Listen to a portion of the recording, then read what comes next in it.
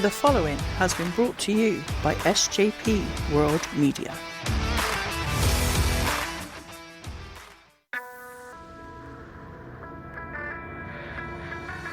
Black and blue, I crawl along the wreckage of what now is gone. Back to you to fight another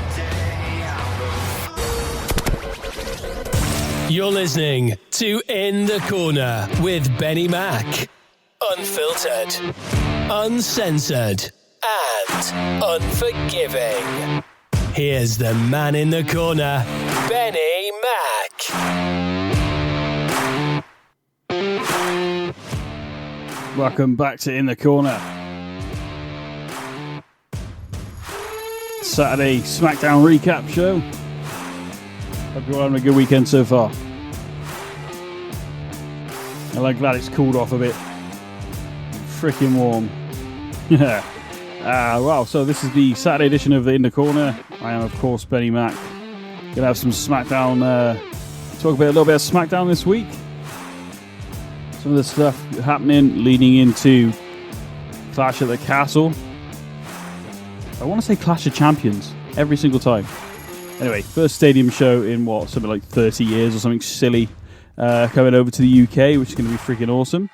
And hopefully you are enjoying the show so far. Give us a follow on Twitter at In the Corner WWE. Be very much appreciated. We are obviously on the SJP World Media podcasting network.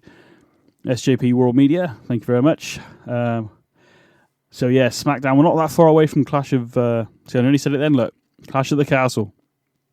Some good matches being laid out for that. Obviously, Drew versus Roman at the moment for the WWE Undisputed Universal Championship. That could be a hell of a match. Now, obviously, we got to remember that Theory is lurking in the background with that Money in the Bank briefcase.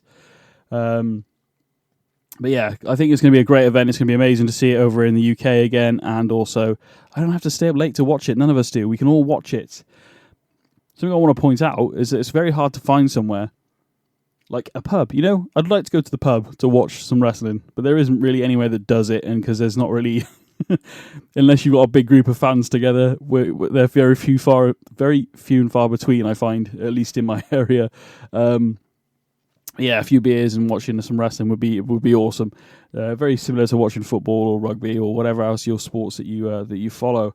But yeah, that'd be cool. So if anybody's in the Gloucestershire area, let me know. At In the Corner WWE, that'd be freaking awesome. Some little news segments before we get into the sort of the recap of SmackDown, which by the way was the 1200th episode, which I was not even aware of. I know the show started in 1999. I didn't start watching wrestling until 2000, so a fair few episodes would have gone by the time I started watching. But yeah, we'll get into some news that's been floating around the old social media stratosphere, I guess. We interrupt your regular broadcast to bring you this important news bulletin. There we go. Not sure about that yet. I like it, but I'm not sure.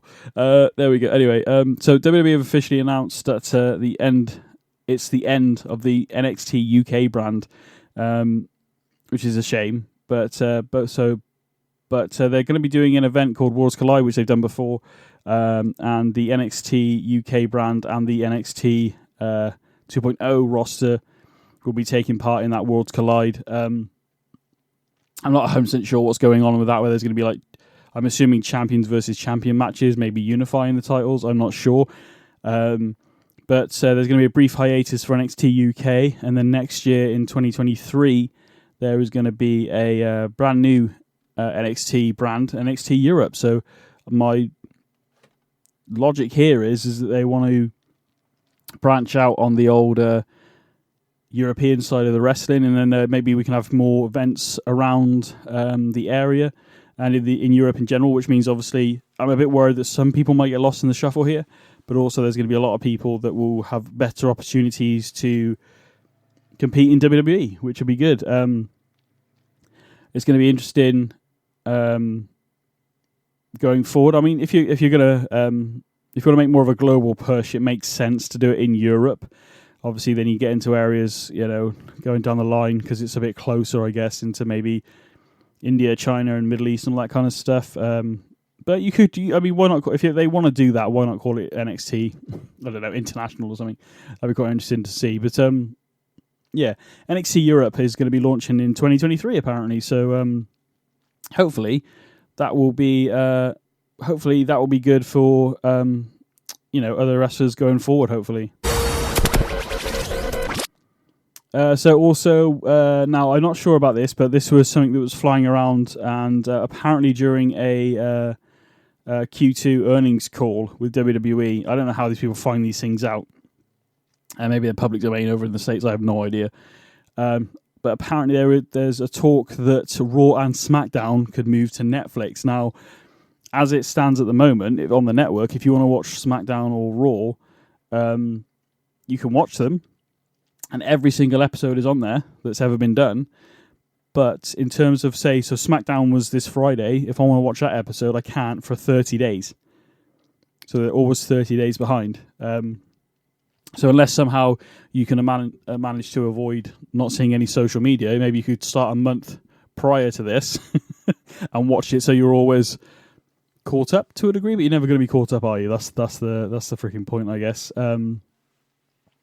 One last thing before we move on to the SmackDown stuff is that Shawn Michaels has been made, vice president of creative. So basically working with Triple H. I'm sure that will spread across NXT and the SmackDown and Raw, obviously. But how ironic that the Click and the DX have essentially taken over the business, essentially. This last month or so has been pretty good. Stories are sort of starting to progress now a little bit, and you're starting to see things change slightly here and there. The fact that Drew McIntyre this past Monday said the word wrestling, we're wrestlers, is, I think, signalling a change, hopefully for the better, and so far so good. This week's SmackDown was pretty good. Only one segment really that I didn't really get, and I was like, okay, we could have done without this. Maybe it could have been maybe a backstage thing, but then it leads into the one lot of them singing, so maybe not. I don't know, but either way, it didn't make any sense to me. But Money in the Bank was my sort of way back in to start watching full time again, because I haven't for a while. But if you've been sort of a casual fan, I'm sure you're picking up on things here and there.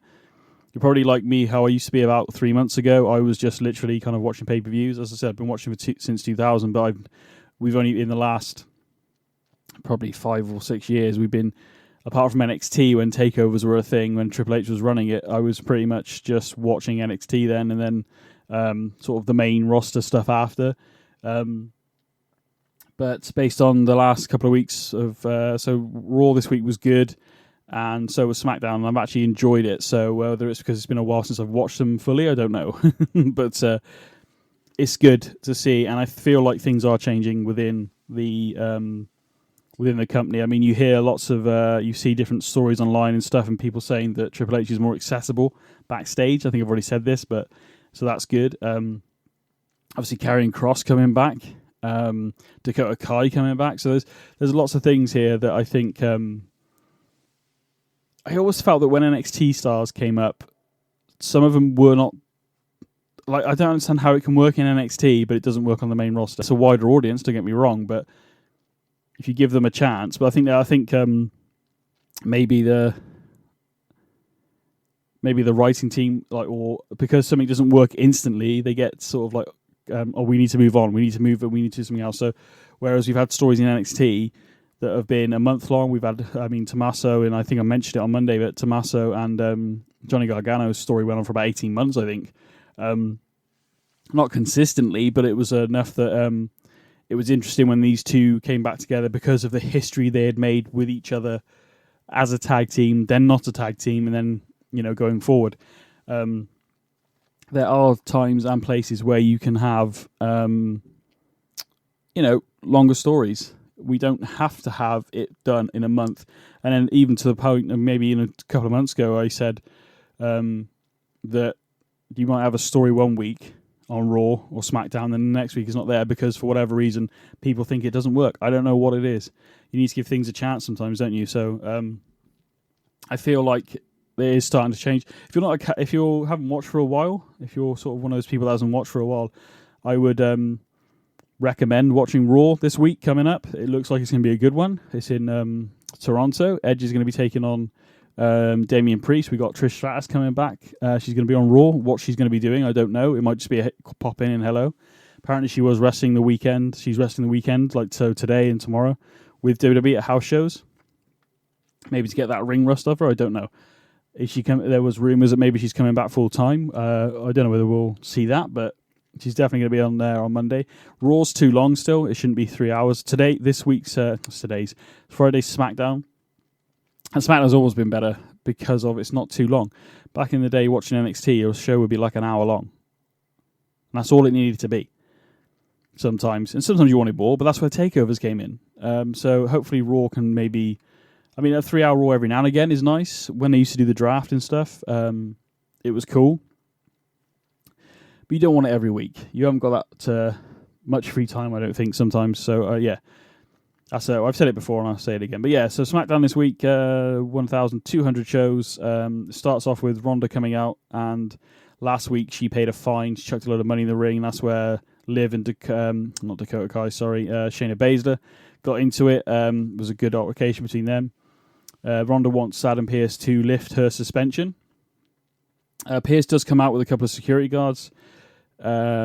Basically says she can't be there. You're not, and said. But what got me was Pearce says, "I don't have the power to do that," because now Adam Pearce, although he doesn't get mentioned really as a GM, he kind of is. They just call him an official. They don't call him a GM. So he says, "I don't have the power to do that." So maybe is this a little nugget of maybe we're going to see someone be a GM again? Are we going to see maybe Triple H or Stephanie McMahon come out, because we haven't really seen them on TV in terms of the weekly shows? So the fact that he says I don't have the power to do that, is there something coming? I think which would be good. Now there is rumors of the network. Networks haven't been happy because they wanted, and that's why you've probably seen because they want a champion on their shows. Because when Roman's on the shows, let's face it, at the moment, especially, and same with guys like Brock Lesnar and stuff like that. When they're on the shows, I'm assuming, especially their segments, they're going to be a lot higher rated, aren't they? So both networks want a champion. There's rumours about splitting the titles. I would actually like to see maybe if Drew is successful, or maybe even Roman does keep it a bit longer, and maybe he could do a Brock Lesnar like he did back in the day and refuse to defend it against a Raw guy, which means they have to bring in a new championship maybe.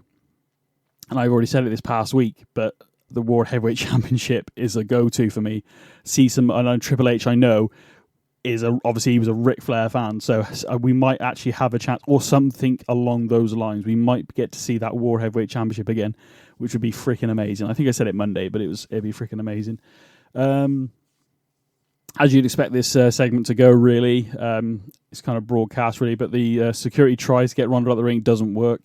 In the end, Ronda's got the armbar locked in on one of the security guards. By the way, the security guards are probably either local wrestlers or they're coming up through the system. We may see that in 5 years' time, we might go, oh, that's the guy that was actually a security guard, like we did with CM Punk at WrestleMania 22, I think it was, John Cena's entrance in Chicago. He was dressed as a gangster. It's there. Most of you are going to know that. I'm sure some of you might not, but it is there. And then basically, long story short, Ronda Rousey gets arrested, makes a joke about Adam Pearce's haircut. If you know, you know. And as Ronda's being sort of driven away in the cop car, another vehicle pulls up. Out gets Roman Reigns. No Usos. No Paul Heyman. I think Paul Heyman's still suffering the effects of the F5 at SummerSlam through the table. So Roman is on his own, and the pop of the crowd, like from the moment SmackDown started, by the way, because it's in Canada, in Montreal, is just amazing. So yeah, it was a good pop. The first match of the night we actually get is a round one match in for the WWE Women's Tag Team Championship tournament. We see Natalia and Sonya Deville take on JC and Gigi. Toxic Attraction from NXT. A solid match. It isn't going to be one that's going to be overly remembered in the next couple of years, but it was a good start to the show. A few spots could have been better, but overall, a good match. Toxic Attraction came out looking really good in that match. I should mention that Bayley, Dakota Kai, and Io Sky, I want to say Io Shirai all the time, Io Sky, come through the crowd. They got tickets. They sat down ringside watching this opening match, and the good interaction between Pat McAfee and Michael Cole, Bayley trolling Michael Cole, which was quite funny, was good. But the match was good overall, and the NXT duo Gigi and JC win, so they've gone through. So they're going to be facing Raquel and Aaliyah in the next round matchup, which means Io Sky and Dakota Kai will be facing Alexa and Asuka on Raw this Monday. I believe, I don't know whether both matches are happening on Raw. I believe Io and Dakota will take on Alexa. Well, I know they are. It was announced actually. Alexa and Asuka are taking on Io Sky and Dakota. And then I assume we'll see Raquel, Aaliyah, and Gigi and JC on SmackDown. And I'm under the impression that the Women's Tag Team Championship tournament will conclude at Clash at the Castle. My pick in this is Io Sky and Dakota Kai. Now, they're actually scheduling a match, though, at Clash at the Castle. Io Sky, Dakota, Bayley versus Asuka, Alexa, and Belair, the WWE Raw Women's Champion at the moment. So my pick is Io Sky and Dakota to win this tournament. So, which means if it is at Clash at the Castle, they're going to have to do double duty that night, which, if anything, will cement them a bit more if they go through two matches and come out champions. I think I don't know actually, because I tell you what, it's hard to pick out of any of these teams really, but I'm just going by what's going on at the moment with Io Sky and Dakota and Bayley coming back. It makes sense to me that Io Sky and Dakota will win. Obviously, things have changed backstage since Naomi and Sasha Banks walked out. Possibility, maybe, of seeing them come back. Maybe we crown our women's tag team champions, and maybe they do come back. This is me with hope at the moment. We've seen Karrion Kross come back, as I said before in the past, so it would be interesting to see. Obviously, I would say the veterans in this are Alexa and Asuka. Now, they've both been women's tag team champions, but with different partners. So, Raquel, Asuka and Alexa have been champion, but all these other these six women, Io Sky, Dakota, Raquel, Aaliyah, Gigi, and JC, I can see them being women's champion at some point. Dakota Kai and Raquel, definitely, I would say in the next year, to be honest. It would be, but I can see all of these being women's champion at some point in their career. It would be a shame if they weren't, basically. So, but yeah, good opening match, really. We get to see more. Hopefully we'll see more of this. I'm interested to see where this women's tag team championship tournament goes. Obviously, like I said, I've already said it, but seeing people come back, if we see Naomi and Sasha come back, I would not be surprised, put it this way. And I reckon we might see that sooner rather than later, especially with Triple H at the helm. We move on. So after that match, like I said, pretty good match. Roman calls Sami Zayn into his dressing room. Now, Roman is not flanked, obviously, I've already said, with the Usos or Paul Heyman. Sami, and it's actually quite a good segment, actually, between these two. Sami's like, I don't know why, Jimmy and Jay have given me a hard time this last few weeks, because he's like an honorary Us. Sami Zayn, obviously in his hometown as well as Montreal. So the crowd pop big time when they see him. Reigns is like, yeah, I think they're ungrateful as well. And basically pretty much agrees with everything Sami Zayn says. And then Roman goes out of shot. His phone starts ringing and Roman says, answer the phone. Sami answers the phone. It's the Usos. They're stuck at the border, allegedly, and can't make it. But then Sami's like, I'm here, but I've also got I'm in a fatal five-way tonight to determine the number one contender for the Intercontinental Championship at Clash of the Castle. Crowd respond big time to this, and it was good, yeah. There was a good moment between those two. But when Sammy leaves, Roman's face is like, you can just tell by his face, I don't like Sammy. He's basically using Sammy, and at some point this will cost Roman. I think at some point, I don't know how it looks yet, but I'm sure it will at some point. And hopefully we might see the old school Sami Zayn back. We had a little bit of a glimpse of that here in Montreal because of obviously the hometown fan, the soccer olays and stuff like that, and the Sami Zayn chants and stuff. It was brilliant. They were just wanting Sami to win, basically. Move on after that. They go for a bit of a break and come back, and we have this is the only moment I don't really like on the episode, and maybe it's because I'm not aware of what's going on with these at the moment, because they seem to be very sporadically sort of around. But it's the Maximum Male Model crew. I know the guy leading it is former NXT, but I can't remember his name right now, which is silly. I should have looked it up, but I didn't. Hit Row. I have no idea who Hit Row are. Again, new to me. They basically beat up the Maximum Male Model people, get them out of the ring, and then they start into a song. Are they a band? I don't know what's going on at this point. It just felt like a bit of a filler. I'm not going to lie. I haven't got much more to say about it. It's the only segment I really didn't quite get what was going on. There was no build up to it. It was just a random little moment in there. So that's my only negative of the show, really, is that bit, because maybe it's because I don't know what's going on. Somebody else might have liked it. I'm not dissing that, but I didn't get it. So right after this ends, we get an excellent promo package put together from Karrion Kross and Scarlett, talking about Drew McIntyre. I love this, by the way. He's calling Drew McIntyre the chosen one, but you failed, you didn't work or whatever. Then they chose Roman, and Roman replaced you. But none of them are actually really basically making out that neither should be where they are, and Karrion Kross is, in a lack of a better way of saying it, he said, I'm better. He didn't say that, but in the video package is really good. If you get a chance to see it, I would recommend watching it. It was really good. I haven't got it queued up. Maybe I could have played a little bit of segment like I did on Monday, but it was really good. They are really pushing Karrion Kross at the moment.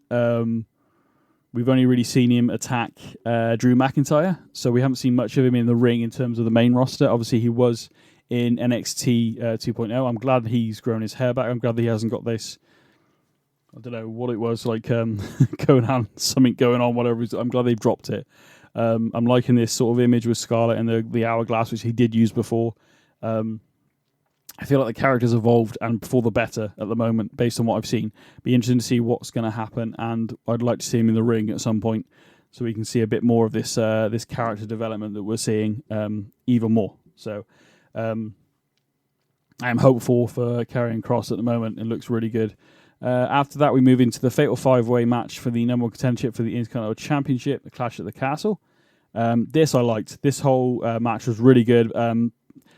The crowd made it as well. The match was good. I'm not saying it wasn't good in the ring, because the guys beat the shit out of each other, really.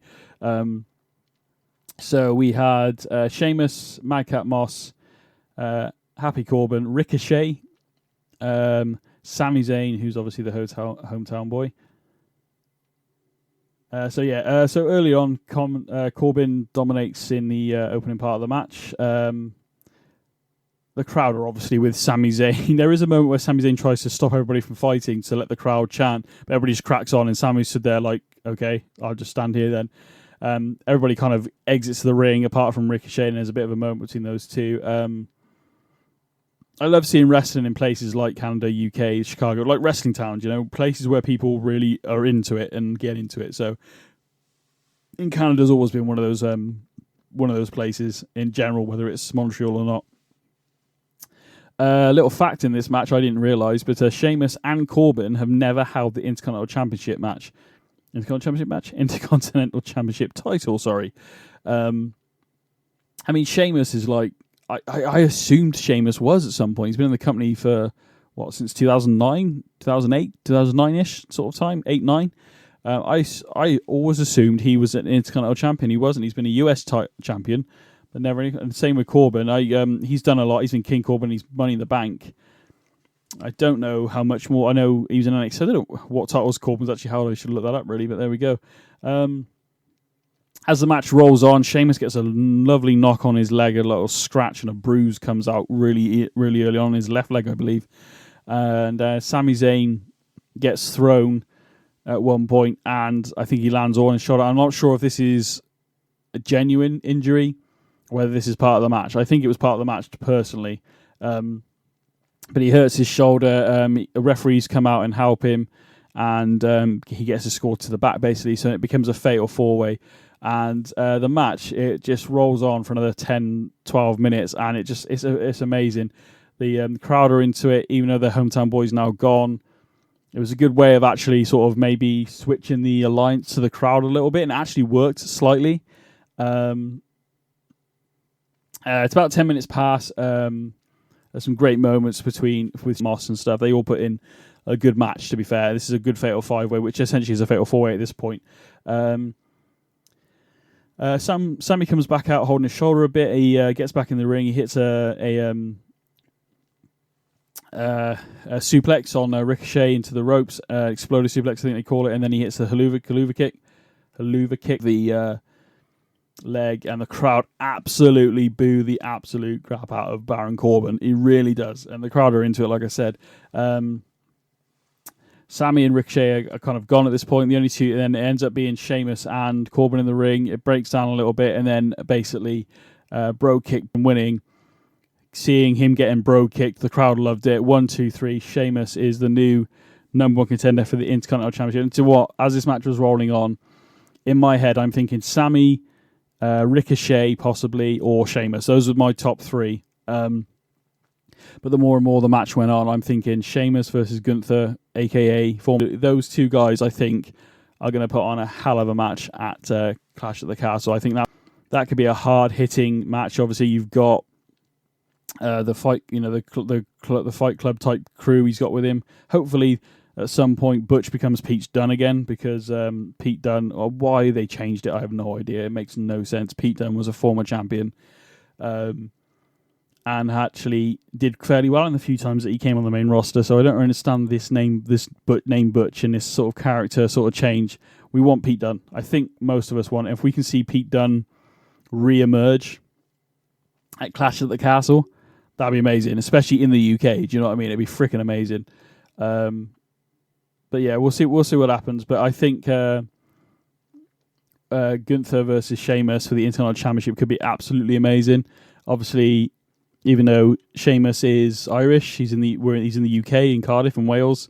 I would assume would be the favourite in this match, to be totally honest. So, it's going to be a good match, I think. Honestly, like I said earlier, if you're going to watch the shows, if you haven't watched WWE properly for a while, maybe start with Clash. I got to take a drink. My throat is dry. So yeah, it's a damn good match, to be fair. I'm just realising there isn't that many matches on this show, to be honest. But it doesn't feel like it, because the matches and the moments that did happen, apart from that Mexican male model bit, the rest was really good. So yeah. So after the match, we get a promo. The Viking Raiders have a message for the New Day. It's quite a good promo. There's a woman putting face paint on the Viking Raiders, and I want to say it's Sarah Logan. We don't get a face, so we don't know. But I honestly, I was like, are we going to see a reveal of Sarah Logan here? Which would have been freaking awesome. Maybe we'll see that at a point. But obviously the battles that New Day and Viking Raiders have had been really good. Viking Raiders, or War Raiders is what they were known at one point. The Viking Experience, or something. I don't know how they've had so many names. They have, again, this is what I'm talking about earlier. Teams coming up, or talent coming up, being used differently. And I don't know. The War Raiders could have been just a team that smashed people and could have done really well, and it just never really sort of took off for some reason. I don't really know why. I liked them in NXT. I thought they were really good in NXT, so I'm not really sure. Great little promo. Obviously, we're going to see more of that coming. We're getting stuff sort of laid out. Maybe Clash at the Castle, maybe, or future. Obviously, we've only got one tag team that's the tag team champions at the moment, haven't we? So in the Usos being the undisputed tag team champions. So again, I think we're going to see a lot more building of teams going forward and stuff for each sort of title picture, you know. Liv Morgan is backstage getting interviewed. she's going to have a match with Shotzi tonight on SmackDown. Obviously, she's the current champion. She hasn't got the brace on anymore, but she has got tape on her arm. Even Shotzi, so Liv goes out to the ring. Shotzi cuts a promo backstage as well, and it's quite a good promo. The match does what it needs to do. It's a good match. Shotzi looked really good in it, to be honest. I haven't seen much of her, so I'm looking forward to see what she can do.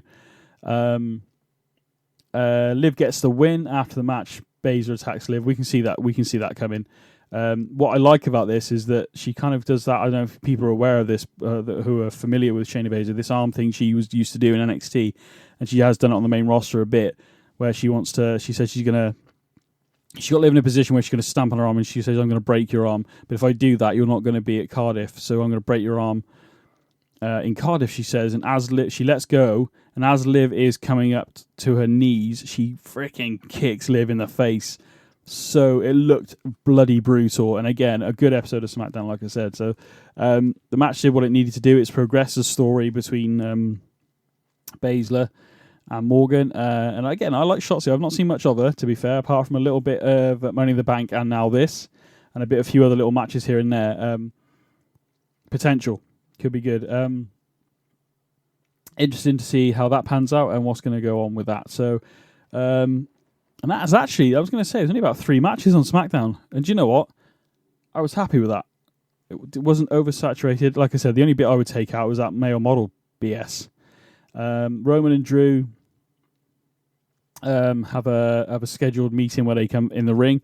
Roman comes out, great pop, great crowd reaction. No Paul Heyman, no Usos.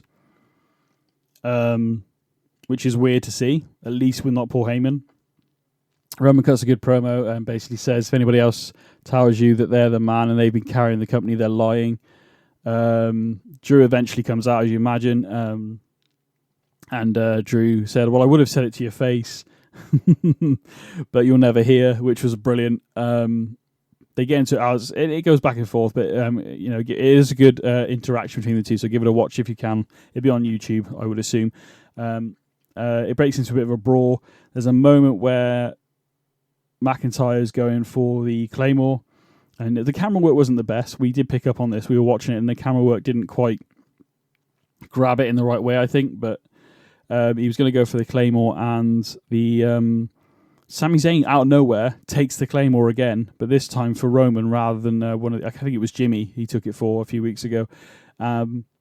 Saves Roman. It kind of helps Roman a little bit. He does hit a Superman punch on McIntyre, but ultimately it comes down to McIntyre hitting the Claymore again, and McIntyre picking up both belts and holding it above his head, and that's how SmackDown ended, basically. And I'm going to say, I'm not quite a perfect show, but a good show and good for wrestling. The matches weren't, as I said, there weren't many matches on here, really. I didn't even think about it at the time because it's a short show, and sometimes that's all we need.